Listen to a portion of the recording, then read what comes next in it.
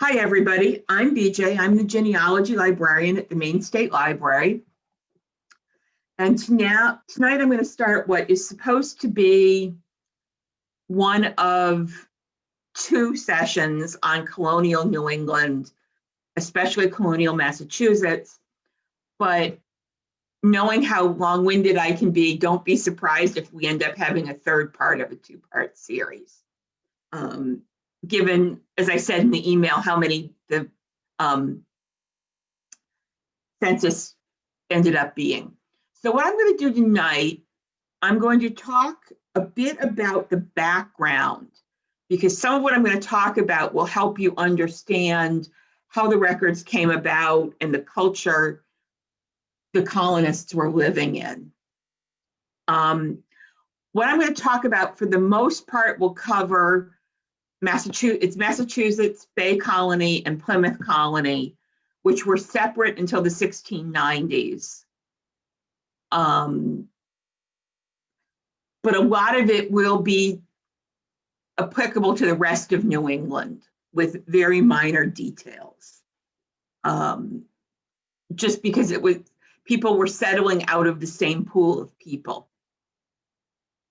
So one of the really interesting things that happened in colonial Massachusetts was that it was families immigrated to the colony. Through most of the rest of American history, in Virginia at the same time, later in the 19th century, you tended to get heavily male immigration. To the point that in the mid-1600s through the mid-1700s, in Virginia, you had 4 men for every woman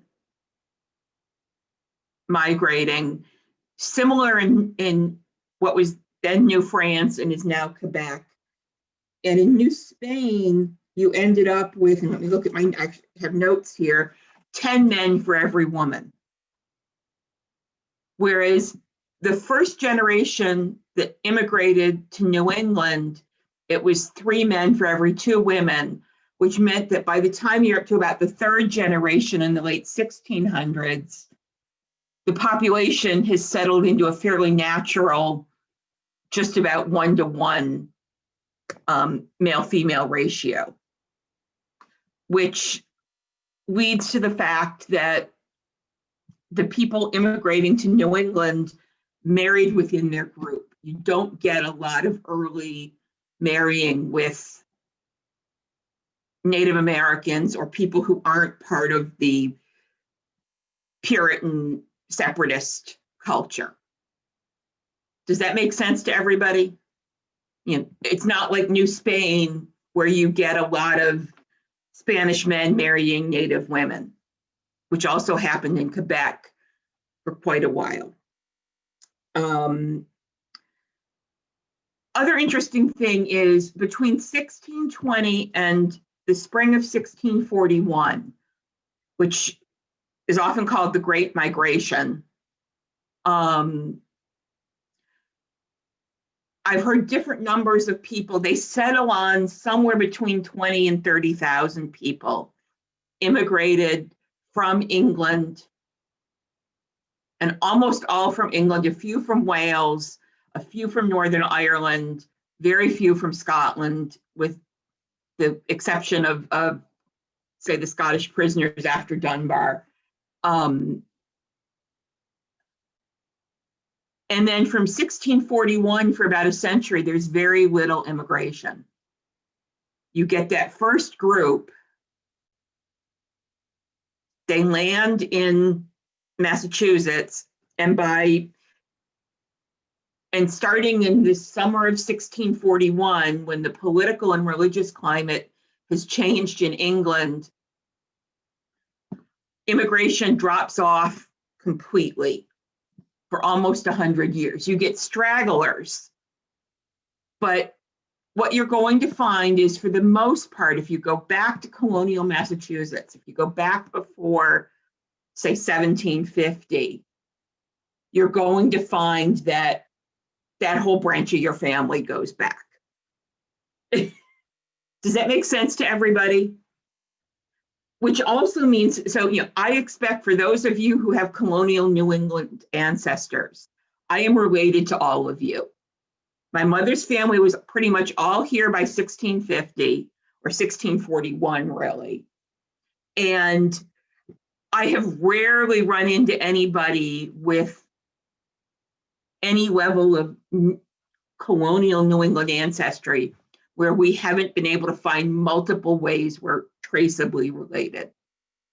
We may be eighth cousins 17 different ways and ninth cousins another dozen ways, but we're related just because you're going back to that same pool of 20,000 or so people. In 1630 alone, 17 ships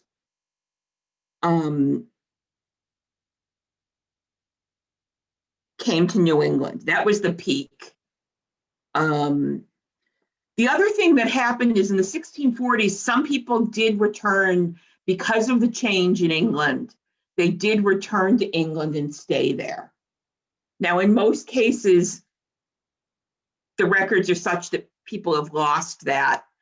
And I've rarely talked to somebody who is descended from one of those people.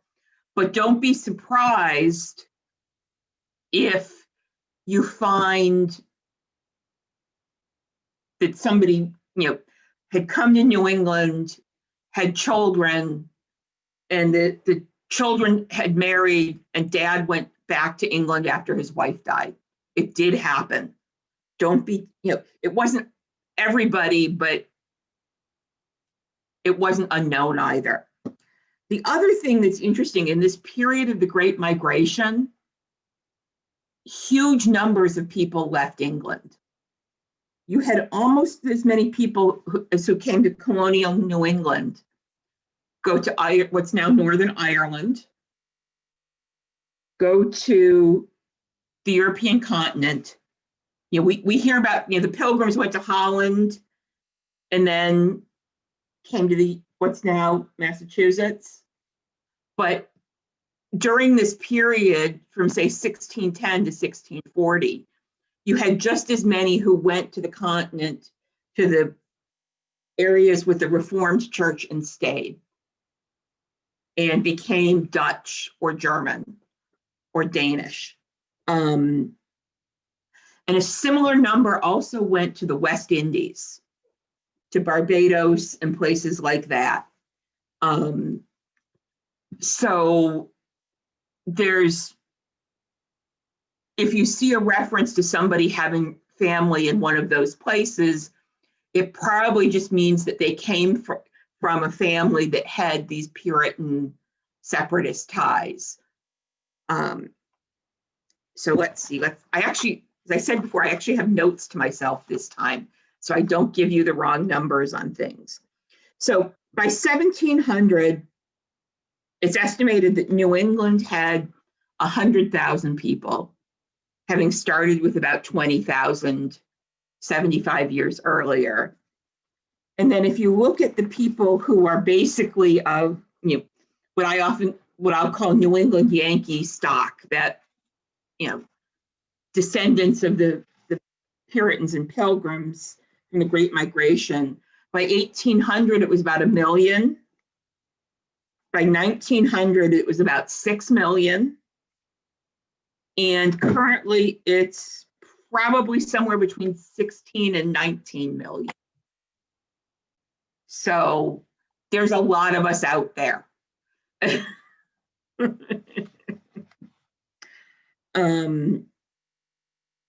One of the other interesting things is, I said earlier that migration is normally often male, men.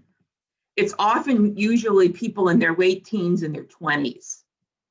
And because of the immigrating as a family and the reasons that the early colonists were immigrating, about 40% of the immigrants were over the age of 25.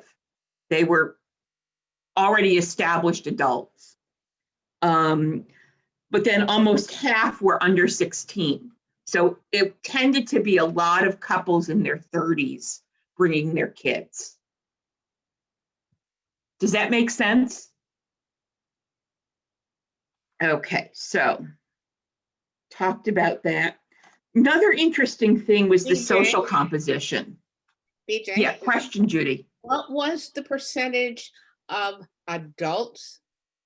You said half that population was late teens, early 20s. No, it was very little was that age. It was 40% or a little more over 25, and 40 to 45% under 16. Ah, okay. Does that make sense? So you're getting a couple in their 30s with 3 or 4 of their kids. But there were some who were well established financially, like the. That's what I'm just about to talk about. Okay. So what's interesting is the people who were coming weren't the aristocracy, but they weren't the down and out either. They tended to be what we would consider solid middle to upper middle class. They were successful farmers. They were craftspeople. A much higher percentage were urban. Almost about a third of them were from large towns, a third from small towns, and a third agricultural, at a time when 90% of England's population was basically agricultural. And that's one of the things, Virginia had a very different population that migrated. But if you think about New England, there were towns from early on. And so people who were a cooper or a blacksmith or other skilled craftsmen could make a living from early on. And they would have had a few acres of farm as well. And so you get, let's see, they were highly likely to come from the eastern counties, what's called East Anglia, the part that juts off to the right if you look at a map of England. And relatively few of them were servants. In Virginia, something like 75% of the men who came were a servant to somebody else. And it was less than 25% in New England. And almost in about 3/4 of people, the family paid their own passage rather than, say, being a servant and having their passage paid by somebody else. Does that make sense to everybody? So these are not people who are coming, for the most part, they're not coming out of the slums of London. They're not the itinerant, changing which farm they work at every season, agricultural laborers. In a lot of cases, they were the second son, third son of a prosperous farmer. And you had this combination of the economic opportunity and religious opportunity. And I've had people, when I've talked about this in the past, say, were people coming for religious reasons or economic reasons? And it's a case of both. For the most part, the people coming to New England were in sympathy with the idea of purifying the church, but they also realized that they'd have some economic opportunity. So it's not an either or situation where you're saying they came just because of religious reasons, but it's also not, you're not getting too many people, especially once you get those outside of settling in the big seaports, you're not getting people who came just for economic opportunity either. You're getting people who And one of the stats I wrote down is looking at, for example, in one town, out of 35 families, so you've got about 70 adults, about 75–80% of those adults had become a member of the local church, which was a process. It was not automatic. And about 1650 in that town, about 70% of the male taxpayers were church members. So, you're getting, now in Salem and Boston, it was a lower percentage because you did get some sea captains and such who, seafaring occupations that weren't as committed. Yeah, Judy. Wasn't that because it was the only way they could vote? They couldn't become freemen till they joined the church. Right. Okay. Again, just getting to that. I'm sorry. That's fine. Being part of the church was, for men, the entree into civic life for the most part.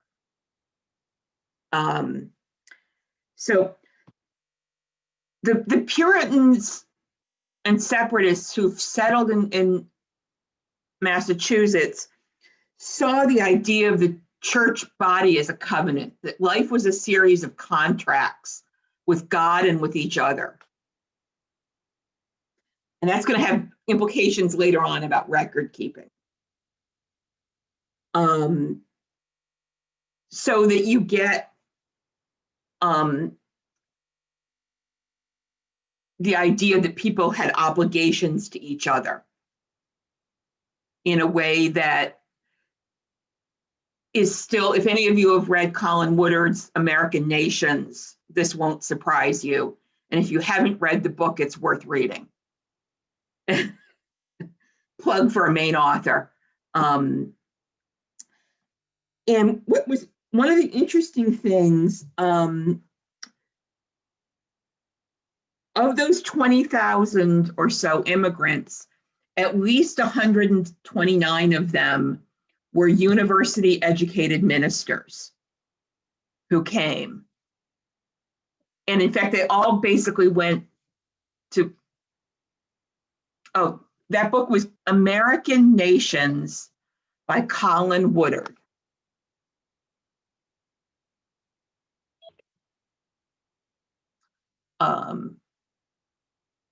It's not a long read, but it's a really interesting look at, and actually I need to retrieve a book to cat. I'm going to show that later.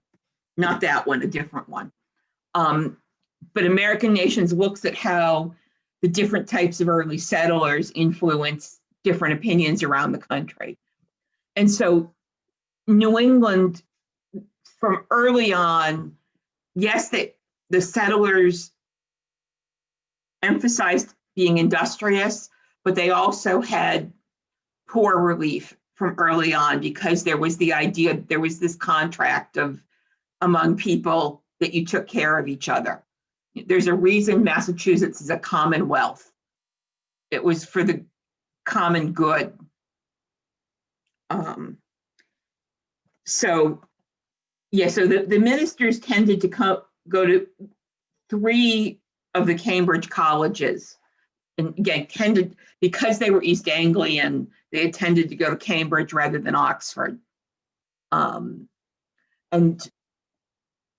many of these men had connections to other of the colonists, and many of the colonists already had connections to each other before they immigrated, which adds a layer to the connectedness of these people.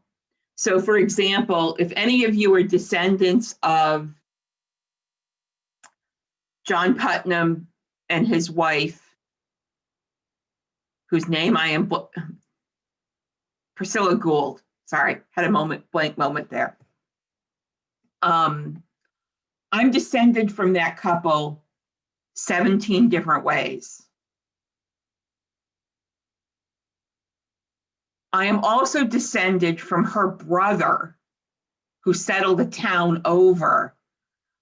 Yet Judy is nodding because she mentioned the Zacchaeus Gould genealogy that her computer is on, and that's Priscilla's brother. And I'm descended from him and his wife, Phoebe Deacon, three or four different ways.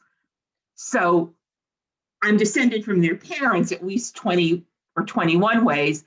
But if I remember correctly, their parents never made it to Massachusetts, but the two kids did. And that's not unusual. One of the things when I talk about the Great Migration Study Project, one of the things Robert Charles Anderson did that was really helpful is he does have a section about connections and who they immigrated with, who they might have seemed to have known in England and so on. Because you do get cases where you get cousins and connections like that. Okay, so that's just sort of some background information on the colony. Now I'm going to talk about, and I hope I'm not boring those of you who are expecting just genealogy, but I really think as you get into looking at these colonists and researching the records, I think some of this background is really helpful, especially what I'm going to talk about now is the demographics. I've already talked about it a little. And if any of you have heard me on this before, let somebody else answer. But what do you guess was the average age a woman got married in colonial Massachusetts? 17? 19 or 20. 22, 23. 25. Okay, you guys did better than most people.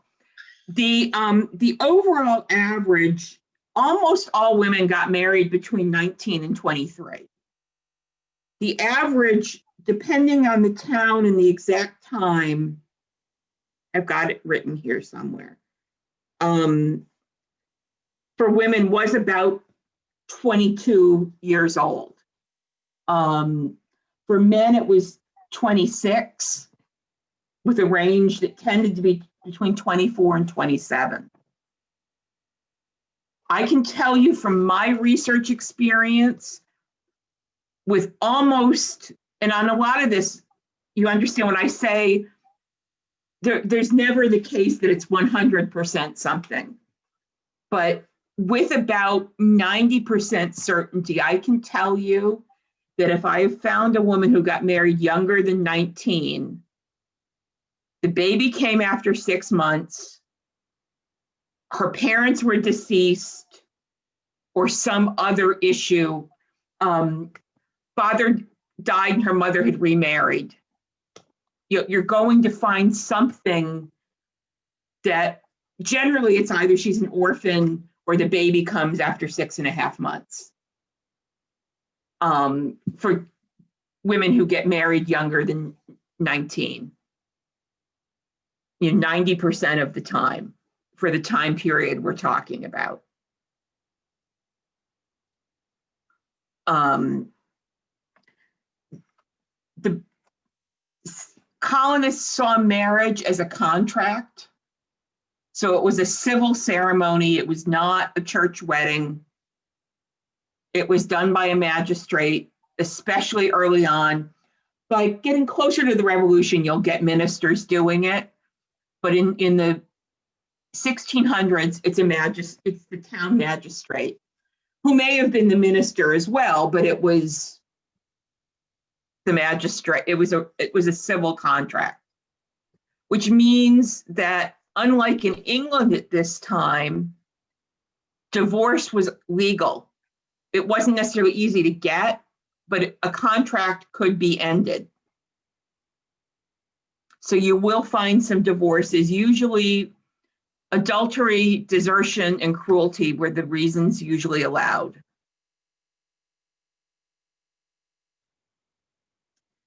There was a fairly big emphasis on the nuclear family. And someone did a study where they looked at almost 200 wills of people in Massachusetts in the 1600s, nobody left anything to a cousin. A few left something to nieces and nephews, but for the most part, they left it to their children or a spouse. And part of the reason for that is almost everybody married. One of the things that's interesting at this time, in England, you had up to a quarter of adults who didn't marry at any point in their life. Whereas in Massachusetts, 94% of women and 98% of men were married at some point in their life. You know, it's really, that's about as close to 100% as you can get. Because you will always have a few people who have, you know, physical and intellectual disabilities who can't. Question? Well, more of a statement. Another reason why they married so late was girls didn't get their first menses until quite late because of poor nutrition. Yeah, 16 to 18 is the estimated age for that. Didn't come before that. Yeah. And there was also an emphasis on young men being stable enough to be a provider once the kids started coming. And trust me, the kids started coming. The average number of children born to a couple at this point is almost 8. It's like 7.79. There's one town that a researcher did a sociological study of, and over a 50-year period, the couples averaged in that one town 9.7 children per couple, which, you know, when you consider starting at 23 and ending, you know, they were coming every 2 to 3 years.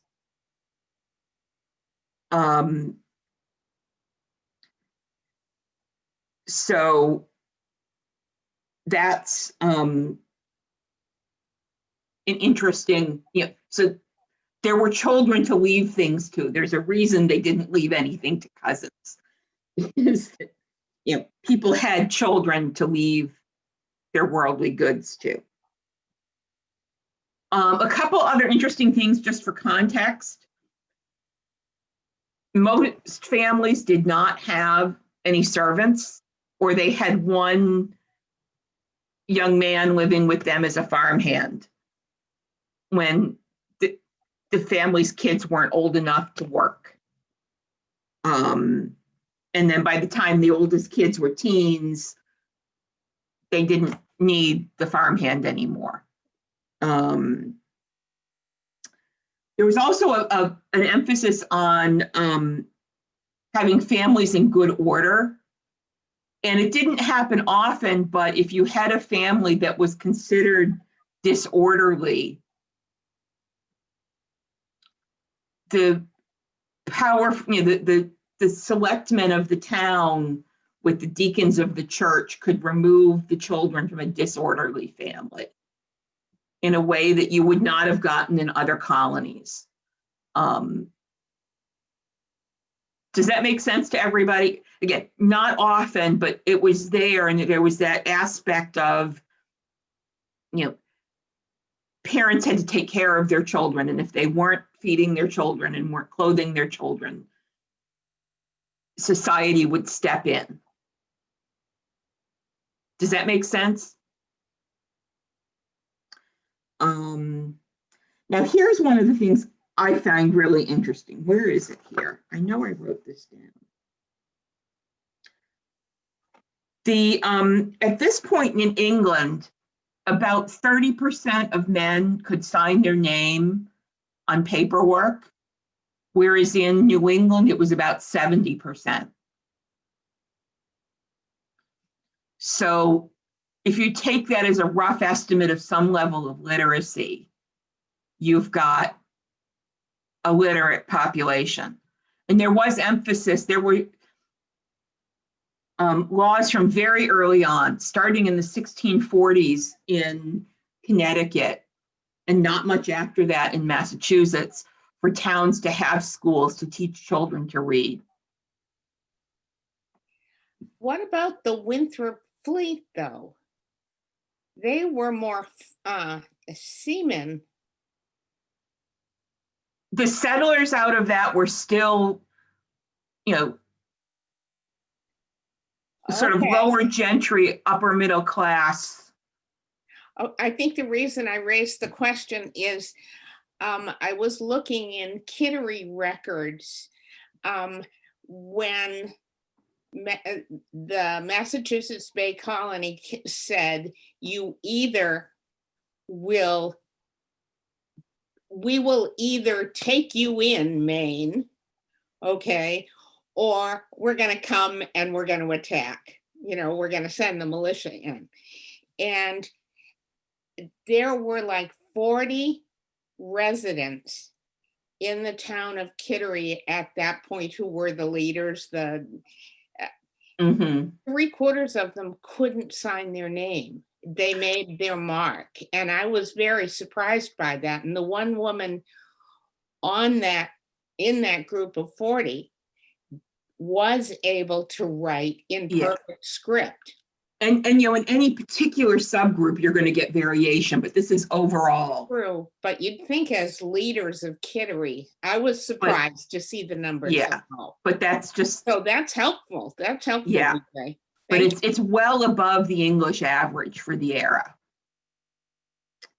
Now I'm going to talk about one of my favorite little things. Let me pull this up. This is really interesting. BJ, was that for women too? I don't know the data on women. That's for men. Okay. I'm trying to find the right thing here. Here we go.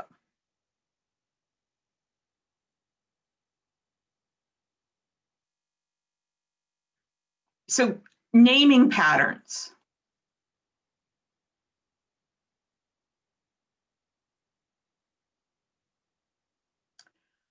Let me share my screen. They put a pretty heavy emphasis on choosing names for children.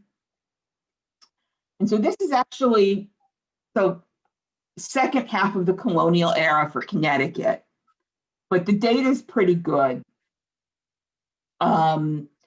If you look at these names, they are mostly biblical,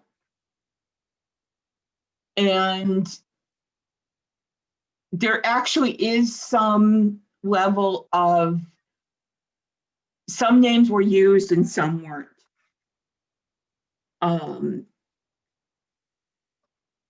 So you get huge percentage of women named Sarah, Mary, and Elizabeth, which if you've done research in colonial New England, you probably could have predicted those names without me saying that, right? This has those three names as 25% of the population. There were times and places where those three names covered half the population of women. But again, you get Rebecca, Ruth, Susanna, Abigail, Hannah, and you also get virtue names. You see that you have submit and mind well here. I've seen silence and thankful, deliverance, temperance. And for the boys, it's similar. You'll notice they did not use Moses or Adam that much. They did not use Paul or Peter that often. They were regarded as too Catholic. They also tended to not use, they actually pretty much did not use Jesus as a name. And the only time you see Christopher really is if it's named for a father. And that's the other thing that's really interesting is you can predict they pretty much named a first son after the father and the first daughter after the mother. Like 80% of the time. So you can see how 33 of the men named John in this study, 20 of them were named, 60% of them were named after their father. The Ebenezers, look at that. You get down to some of the less common names and it's less often. And I will say this to the point that if I were to find a family that had Nathan baptisms, let's say I find 5 baptisms, and the kids are named Nathaniel, Thomas, and Elizabeth, and then a couple others, I could probably predict 2 of things. One is that the father's named either Nathaniel or Thomas, probably Nathaniel if he's older. Mother's named Elizabeth. And if that's the order they're baptized in, the parents were probably married 8.5 to 15 months before the first baptism, with about 75% accuracy. If I can't find a marriage record, I can predict that. And here's another one. This is interesting. This is looking at, just so you can see how it was different. In this case, you've got England and Virginia, and then you've got Hingham, Massachusetts, and Guilford, Connecticut. And you can see England and Virginia, you've got William, Robert, Richard, Edward, George, Henry, good traditional English names. And in Virginia, you get Peter showing up, although actually it shows up in Hingham, which is interesting. That's not one that was used in most of New England. But then for Hingham and Guilford, you get the very biblical and fairly heavily Old Testament names. And then same thing here with the girls. For the girls, you get Alice and Catherine and Margaret and Eleanor, mixed in with the Martha from the New Testament, Esther from the Old. But you've got the very, Sarah, Mary, Elizabeth, Hannah, Lydia, Deborah, you get down here, and actually the only girl's name in Hingham that's not biblical is Margaret.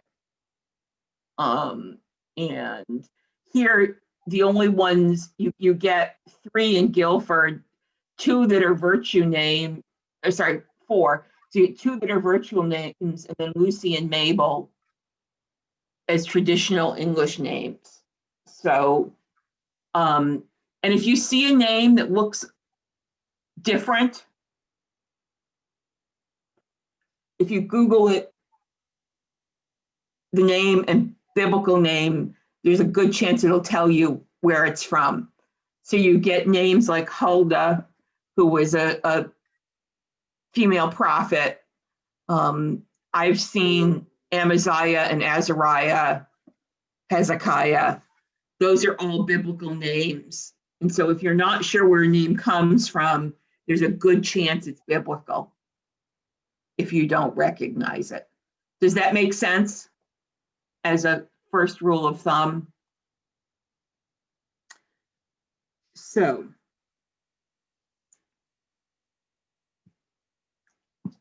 let's talk about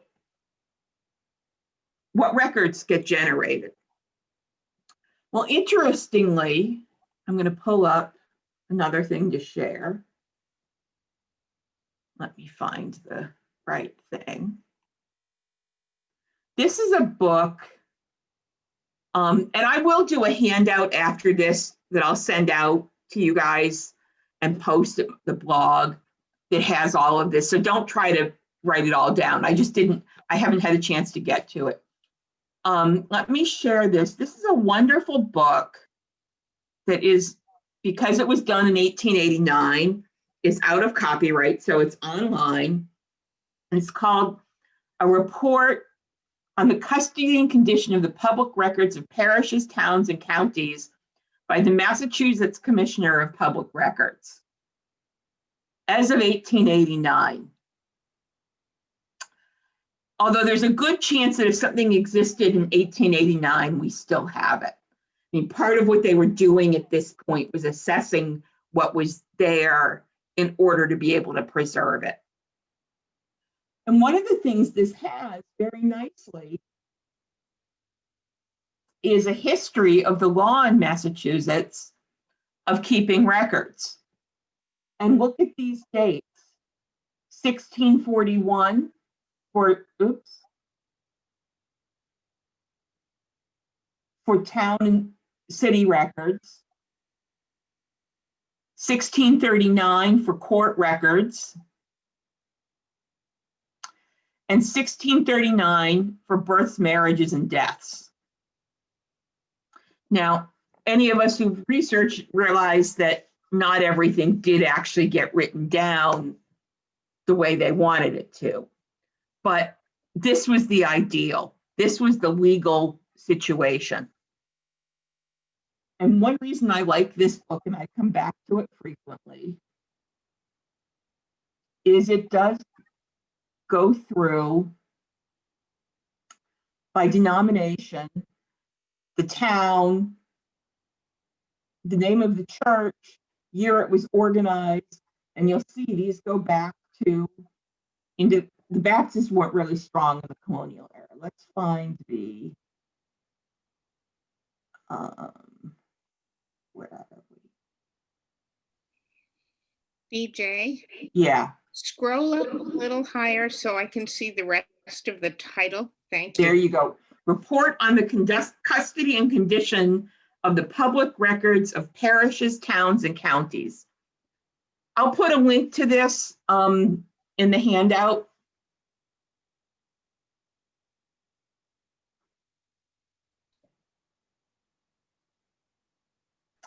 So here, let me choose a better example by then.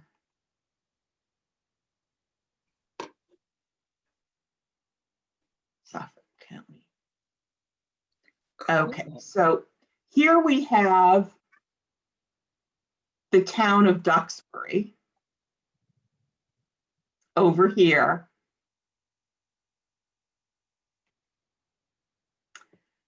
And it's got a listing of the churches, the year they were started, the years the records cover, and an assessment of their condition as of the mid-1880s. And you'll see then there are comments below.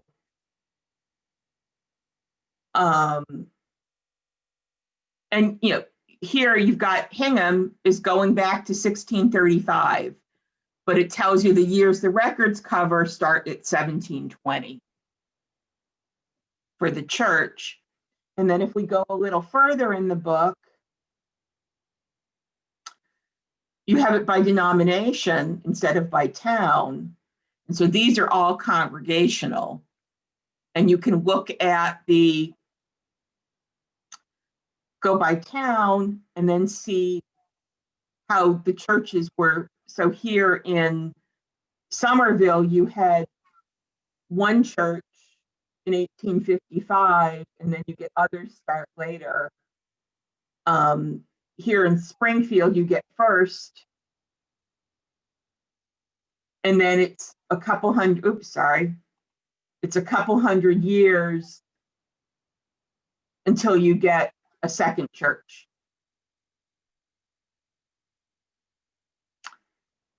And then even later in the book, you get the type of, you get organized by town, you get what was kept, how many volumes it is, who had it at that point. And I love this, whether it's indexed. which now with every name searches and stuff is less of an issue. But on some of these towns that I'm going to talk a bit about printed and indexed records either later today or probably next week. But as you can see, this is really handy. As I said, this is as of the mid-1880s, but they were doing this so that they could then deal with preserving things. One of the things that came out of this is what are called the tan books, because they had tan covers. And let me show you. This is the inside of one of them. Ancestry had a not great scanning, and it looks like they're redoing them to be better. My Heritage has nice crisp scans, as does American Ancestors. And these were printed in the early 20th century. From what records were available, and they're by town and then divided by births, marriages, and deaths, and then alphabetical by last name. And if there's other information, so for example, here you have this death. They've added the Pope because they know who the mother was, and I can show you ways that they know that when I talk more about this, when she died. And then you'll see this adds this extra information about her age from a great gravestone record. So even though these are getting into the early federal era, you're still getting the same sorts of things earlier on. Let me see what else I have up here. So here in Salem, you can see these go back into the 1600s. Let's see if this page is better. And you'll see as you get later, they get more detailed. Now, since I'm beginning to run out of time, the one other thing I'm going to show you is, I'll put this link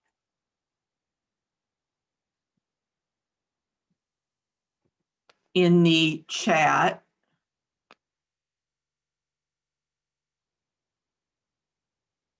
Where is the chat? Hang on, let me stop the screen share so I can find the chat.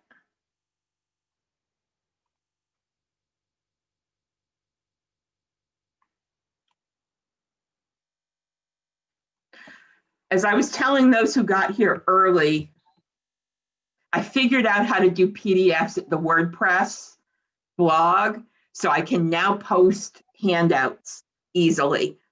So if you click on that link I just put in the chat, you will get exactly what I've got on the screen. So let me share my screen again. So I'm going to talk about a little bit about how vital records, looking for them, and then next week I'll pick up about how to find them and all of that. It's both one of the really good things and really frustrating things about researching for colonial Massachusetts is that lots and lots of people have researched these families with varying degrees of quality of the research. And so there's an incredible amount of material that's been transcribed and published or digitized, but there's also an incredible amount of crap floating around the early colonial settlers in Massachusetts. And so I'm going to show you an example of what happens with vital records. On my screen, or on your screen if you've pulled this up, the what you see first, these are user submitted trees. And you can see we have Ithamar T. Wilkins. He's found in 337 trees, born in 1711 in Middleton, Massachusetts. You've got Ithamar Wilkins in 29 trees, born in 1711. And then you have one lonely Ithamar Wilkins, born in 1712 in Middleton, Massachusetts. And if you go into any of these, there are very few sources. Okay. These are an ancestry. I could have, the only reason I didn't do this out of family search is they're doing the one world tree. So there's really supposed to only be one entry for this guy. He's one of my problem ancestors. If you're descended from him, let's talk, because I would love company in my misery. Here at Family Search, we have one of their index records where, before things were really digitized, this is probably pulled from what we would have, what would have been the IGI, the International Genealogical Index at one point. So it's taken from the record, but they don't give you the actual image. And those of you who've been doing genealogy for a while remember how this is sort of the state of things 15 to 25 years ago. This is what you get. And then you'd have to order the microfilm from Salt Lake City or make a trip to Boston to see the original image. And again, you have the birth in 1711 in Middleton, Massachusetts. Now this looks all formal and official, doesn't it? That it's from the town clerk, vital and town records. It would be really easy to take that as the truth, wouldn't it?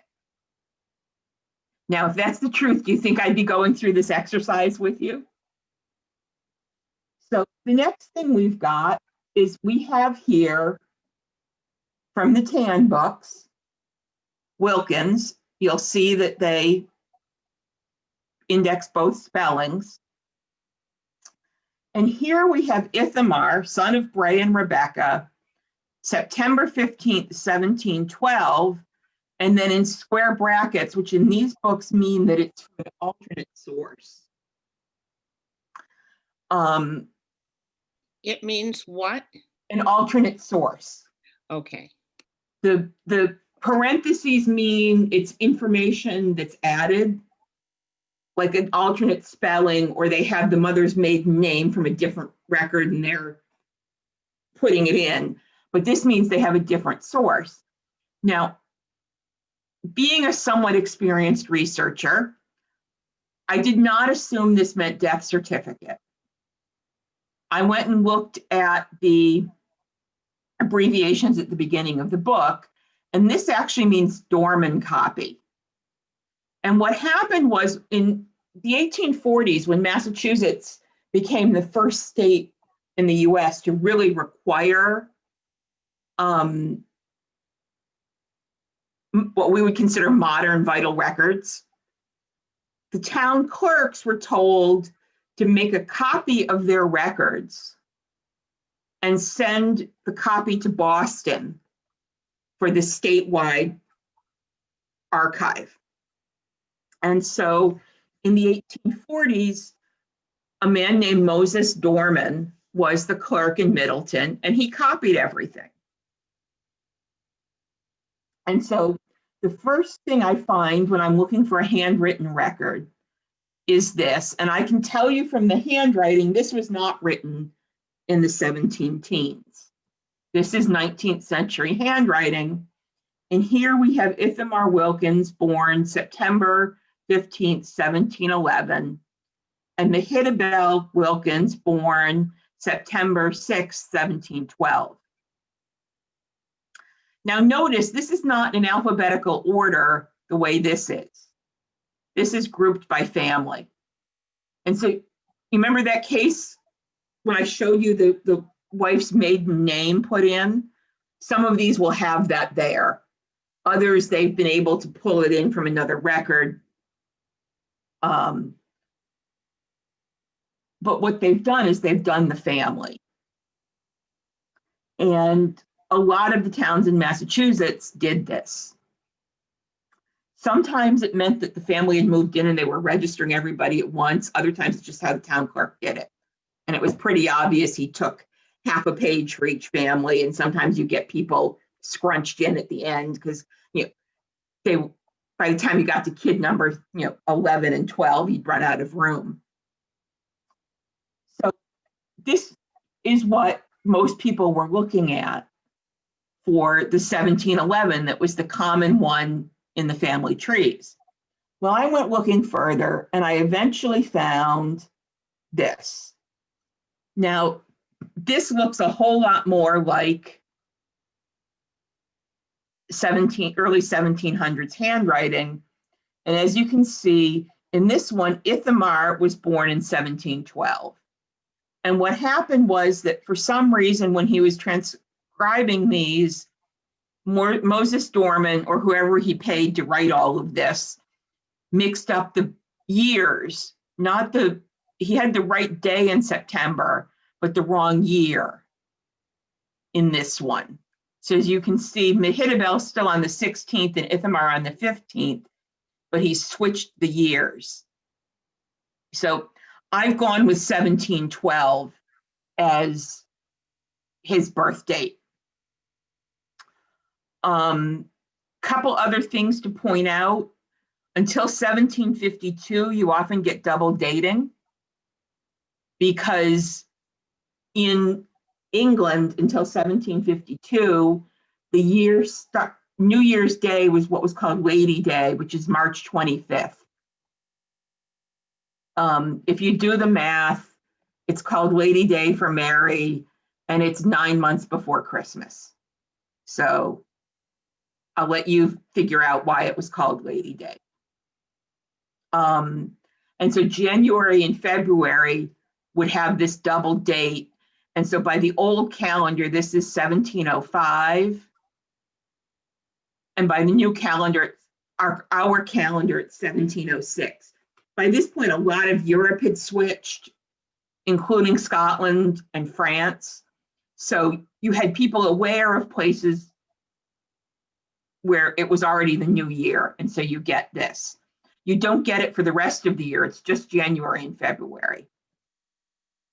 The other thing you get, especially when you get back into the 1600s, is you get many Puritans following what we consider the Quaker custom, but the Puritans actually did it first, of using numbers for names of the month instead of those based on the Roman gods, like January. Okay, so you'll want to be really careful. I always, my genealogy program, and one reason I am sorry to have seen the master genealogist die because, or no, the man retired and no longer support it. It was the only program that let you put in something like the 2nd of 6 month, but then let you put in an index date so it's still sorted correctly. But it would print the date as it was in the record. So what I do in anything that's double dated, or if it's a numerical one, I would put January and then Thorn, this 6th day of this in the notes in my computer program. So I have a record of what the original says if I ever have a question. Did they double date it? Did they not double date it? Especially when you have something saying in the 3rd month. Well, does that mean March by the new calendar or June by the old calendar? And that way I've got it there. So this is just a quick intro. Since I've now talked for an hour, I will stop for this week. Yeah, we're going to go more than 2 weeks on this topic. If I'm just getting to this point. So I will not do it on Thanksgiving. I promise I'll be good. I will not assume that you're all being good and staying home for Thanksgiving. I will say a lot of the information I gave tonight, not all of it, but a lot of it comes out of this book called Albion's Seed, 4 British Folkways in America. I don't always agree with his interpretations of data. And again, I'll put this all in a handout that I'll have ready by next week. But it's the best compilation of the statistics for New England. His other 4 folkways are the Quakers in Pennsylvania, the plantation people in Virginia, and I think it's the Scots-Irish in the Hill Country, I think is the 4th one. BJ, would you cite that in the notes in the chat? Okay, yeah, it's called Albion's Seed.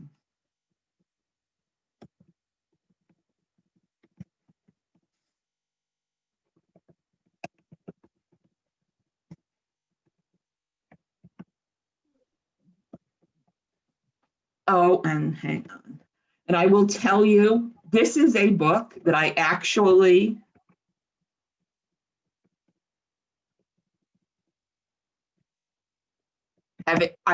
you can often find it used. I'm just trying to make sure I spell his last name right. At places like Amazon and ABE Books. So I actually have bought a copy for the apartment and a copy for the cottage and a copy for my office. Because I am always pulling it off to look at, like, I've read those tables of names I showed you. He doesn't fully reproduce them in the book, but he's got the citation for it. And so I know they're in the register, but I can never remember which volume. And it's sometimes hard to search, to get naming pattern articles because it's indexed for people's personal names. And so I use it for the footnotes as much as anything. But he's got really good, at least as of the time that he wrote this, references for all of the socioeconomic background. The other 2 people who were worth looking at their books for this type of thing, and I'll put them in the handout. Nathaniel Philbrick writes about colonial New England, and Robert Charles Anderson, who was the head of the Great Migration Study Project at the New England Historical and Genealogical Society, has written a couple really good books recently that are more overviews of these populations, as well as doing the project where he tried to track everybody down and put them in families. Which, a lot of this is a way of counteracting some of the romanticized view that you would otherwise get. There's a lot of misinterpretation, by genealogists for prestige, because we learn simplified versions in school. It's romantic, it's patriotic, all of that. So, it's easy to get sucked into, somebody's already done this work, and that for the prominent people, this is true. Yeah. I'm assuming that for Mayflower passengers women whose maiden names aren't known, I'm not going to be the one to find it. There are just too many other people already looking. So that's why I'm focusing on people like Ithamar Wilkins, and the fact that his marriage record says Ithamar Wilkins married Lois with a date and no last name for Lois in her marriage record. Seriously. I'm actually contemplating whether what happened is if she was a cousin of his and was also named Wilkins. I'm not sure that's the case, but that's my current hypothesis, because a lot of the families in that part of Massachusetts married second and third cousins. Yeah. Again, it goes back to that whole idea of good order in a family. You know, it's far enough that they weren't closely related, but close enough that they knew the family and knew that dad wasn't an alcoholic and things like that.